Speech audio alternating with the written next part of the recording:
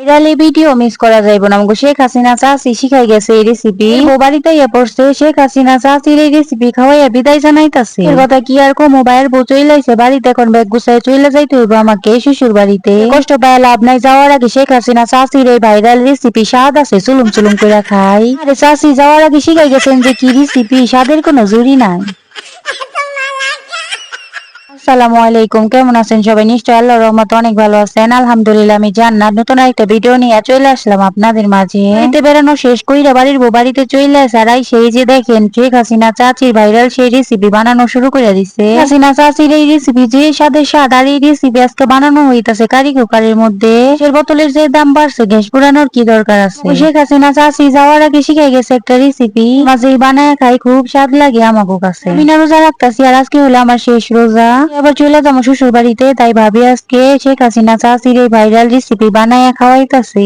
মাশাআল্লাহ আমার দুইটা টুকটুকি বাস্তি দেখেন কি সুন্দর করে খেলা করতেছে। এখন একটা টেস্টি স্যালাড ঢাইলা নিতেছি গ্লাসে, এখন পানি ঢাইলা দেবো, চিয়া সিড মিক্স দিয়ে গুলাইয়া খাওয়া ফেলাম অনায়াসে। আলহামদুলিল্লাহ আমি না রোজা সম্পূর্ণ করলাম রমজান মাসের শেষে। মনে করেন না মধ্যবিত্ত ফ্যামিলির মানুষ ভাই, যা পারি তাই আপনাদের সাথে শেয়ার করি ভিডিওর মাধ্যমে। বেশ কিছুদিন হয়ে গেছে ভাই বউ গেছিল তার বাবার বাড়িতে বেড়াইতে। আমার মাও খুব অসুস্থ, আপনারা যারা আমার রেগুলার ভিডিও দেখেন তারা তো অবশ্যই অলরেডি জানেন। একটু আমার মায়ের জন্য দোয়া করেন, আল্লাহ যেন আমার মাকে সুস্থ করে দেন। ইফতার আইটেমে আছে তরমুজ, শসা, শরবত আর শেখ হাসিনা চাচির সেই ভাইরাল রেসিপি। আরো বানানো হইব বেগুনি। হয়তো বা তখনই বুঝে গেছেন শেখ হাসিনা চাচির সেই ভাইরাল রেসিপির নাম হলো কুমড়ানি। খাইতে ভালোই স্বাদ আছে, কিন্তু কুমড়ানি খুব একটা ফুলতে চায় না। ডুবা তেলে ভাজা হয়েছে, তারপরও দেখেন কি অবস্থা। মনে হইতাছিল তো পইরা রয়েছে, কিন্তু অনেকটাই মসমসা হয়েছে। নতুন কিছু না, আমার ভাবি রান্না বান্নার দিক দিয়ে মাশাআল্লাহ মোটামুটি ভালো এক্সপার্ট আছে। ভাবি গরম গরম চপ বাস্তা সারাম বৈশা রয়েছে আজানের অপেক্ষায়। দিলে বিসমিল্লাহ করে শরবতটা খায় কলিজাটা ঠান্ডা করুন। আপনাদের কাছে একটা রিকোয়েস্ট থাকবে, আপনারা যারা আমার চ্যানেল নতুন আছেন, আজকে প্রথম আমার ভিডিওটা দেখতেছেন, ভালো লাগলে তারা প্লিজ প্লিজ প্লিজ এরকম নিত্য নতুন ভিডিও পাওয়ার জন্য আমার চ্যানেলটা সাবস্ক্রাইব করে অল নোটিফিকেশন অন করে রাখেন। ফেসবুক থেকে দেখতেছেন তারও একটা ফলো দিয়ে দিয়েন, তাহলে আমি নতুন ভিডিও আপলোড করার সাথে সাথে আপনারা নোটিফিকেশন পেয়ে যাবেন। অলরেডি আমার ভিডিওগুলি ভালোবাসে আমার পাশে আছেন, লাইক কমেন্টের মাধ্যমে আমাকে নতুন নতুন ভিডিও বানানোর জন্য উৎসাহিত করতেছেন। এই জন্য রইল মন থেকে অনেক অনেক ভালোবাসা ও শুভকামনা। আমার ভিডিওতে বা আমার কথার মধ্যে থেকে থাকে কোনো ভুল ত্রুটি দয়া কইরা বোন মনে করে একটু ক্ষমার দৃষ্টিতে দেখেন। তার কলিজাটা ঠান্ডা করার জন্য তরমুজ খাইতেছি, লাগতেছে অনেকটাই শান্তি। ভাবি তো পাশে বসে গরম গরম কুমড়ানি ভাজতেছে, গরম গরম এই কুমড়ানি দেখে লোভ লাগতেছে। আর লোভ সামলাইতে পারলো না, এখন এক এক করে সবাই মিলে মসমসে কুমড়ানি খাইতেছে। মাশাআল্লাহ দারুণ একটা রেসিপি আমাদের শেখ হাসিনা চাচি শিখাই গেছে। উনির দাম যদি না বাড়তো, উনি যদি আমাদেরকে মিষ্টি কুমড়া দিয়ে চপ বানানো না শেখাইতো, আমরা কোনোদিন জানতেই পারতাম না মিষ্টি কুমড়া দিয়ে এত সাথে চপ বানানো যায়। কথার মধ্যে কথা হইলো ভাইরাল খাবার খাইতেছে, আমার ভিডিওটাও ভাইরাল হইব আশা করতেছি। যদি পাশে থাকেন তাহলে আমার ভিডিও ভাইরাল হওয়া সম্ভব। প্লিজ প্লিজ প্লিজ আপনারা বেশি বেশি লাইক কমেন্ট শেয়ার করেন। আপনাদের একটা লাইক কমেন্ট আমার কাছে অনেকটাই মূল্যবান। অনেকদিন ধরে এই কাদার মতো খাইতে যাইতেছি, ভিডিও বানাইতেছি, তো সফলতার কোনো দেখা নাই, তবুও মনে সাহস নিয়ে এগিয়ে যাওয়ার চেষ্টা করতেছি। যাই হোক এখন আমি ভিডিওতে ফিরে আসি। দেখতেই তো পাইতেছেন গোশ ভালোভাবে রাইস কুকারের মধ্যে কষাই নিতেছি। হইলো মহিষের গোশ ছোট ছোট করে কাইটটা সুন্দরভাবে মশলাপাতি দিয়ে কষাই নিছি।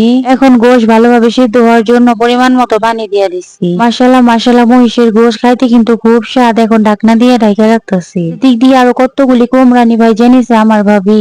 কুমড়ানি দেখতে খুব একটা ভালো হয় না, কিন্তু খাইতে দারুণ স্বাদ হইছে। তো ভাজা পোড়া খাবার অনেকটাই মজা লাগে আমার কাছে।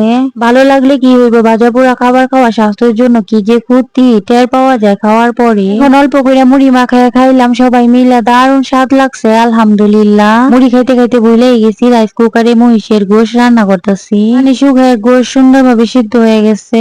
এখন আমি পরিমাণ মতো ওটস ঢাইলা দেব ওই কষাই না মহিষের গোশের মধ্যে। যে স্বাদ লাগে এইভাবে ওটসের খিচুড়ি রান্না করে খাইতে। আর যদি আবার হয় গরু মহিষ বা ছাগলের গোস্ত দিয়ে, কোনো কথাই নাই, স্বাদ 3 গুণ বাইরা যায়। আরো বেশি স্বাদ লাগে যদি খাওয়া যায় নল্লি দিয়ে। ওটসের খিচুড়ি আমার কাছে চাউলের খিচুড়ির থেকে বেশি মজা লাগে। হালিম আমার এত পছন্দ, তবুও যদি আমাকে কেউ জিজ্ঞেস করে কোনটা পছন্দ ওটসের খিচুড়ি নাকি হালিম, আমি তো ওটসের খিচুড়ি নিবো সবার আগে। ইস কি যে স্বাদ, ওটসের খিচুড়ি দারুণ স্বাদ লাগে আমার কাছে। আমি মহিষের গোশের সাথে ওটস কষা নিতেছি ভালোভাবে। ওটস গইলে ফেটা ফেটা হয়ে যাওয়ার জন্য পরিমাণ মতো পানি দিয়ে দিলাম। এখন এইভাবে ওটসের খিচুড়ি রান্না করে খান না, খায় দেখেন দারুণ স্বাদ লাগে। চাইলে সবজি, ডিম, গরুর গোস্ত, মুরগির গোস্ত সবকিছু দিয়ে রান্না করে খাইতে পারেন। রোগী থাকলে রোগীর জন্য অল্প তেল মশলা সবজি দিয়ে রান্না করে দিতে পারেন। যারা ডায়েটে আছেন আছেন তারাও চাইলে এইভাবে অল্প তেল মশলা দিয়ে ওটসের খিচুড়ি রান্না করে খাইতে পারে। তো স্বাদ লাগবো, দ্রুত ওজন কইমা যাইবো। কতটা লোভনীয় হয়েছে, এই যে দেখেন, খাইতে না জানি কতটা স্বাদ লাগবো। যেহেতু চলে যাবো শ্বশুর বাড়িতে, তাই আজকে রান্না করলাম। আমার আব্বা চাইছিল ওটসের খিচুড়ি খাইতে। মাশাআল্লাহ কি সুন্দর করে ওটসের খিচুড়ি রান্না করে খাওয়াই যাইতেছি আমার আব্বারে যাওয়ার আগে। সুন্দর একটা গ্রান বের হয়েছে, গ্রান শুনেই তো আমার এখন খাইতে ইচ্ছা করতেছে। দিক দিয়ে দেখেন আমার বাস্তি হাতে মেহেদি দিয়ে কত ঢং করতেছে। ফুরাইলেই তো চলে যাবো, তাই ফুবু বাস্তি মিলে একটু ঢং করতেছি। আলহামদুলিল্লাহ আজকে শেখ হাসিনা চাচির রেসিপি খাই ইফতার করছি। আমার পছন্দের ওটসের খিচুড়িও রান্না করছি। খাওয়ার পর্ব শেষ, এখন কালকে চলে যাওয়ার জন্য নিতে হইব প্রস্তুতি। উনি ব্যাগ গুছাই রাখুন, তার আগে বাস্তির একটু আহ্লাদ করতেছি। কথা বলতে আগে যখন চলে যাইতাম বাবার বাড়ি থেকে শ্বশুর বাড়িতে, তখন বাবা মার জন্য অনেকটাই খারাপ লাগতো। এখনো যাওয়ার সময় বাবা মার জন্য তো খারাপ লাগে, তার থেকে বেশি খারাপ লাগে বাস্তিদের জন্য। তো এর মধ্যে হয়ে গেছে আমার ব্যাগ গোছানো। আর বাস্তি আমার পিছন পিছন ঘুরতেছে আর বলতেছে আমি তোমাকে যাইতে দিব না।